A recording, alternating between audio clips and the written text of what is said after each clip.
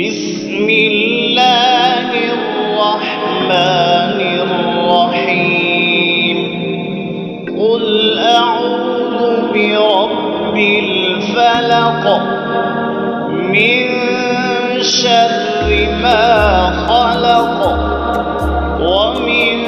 شر غاسق إذا وقب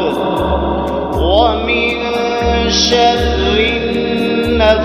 النفاثات في العقد ومن شر حاسد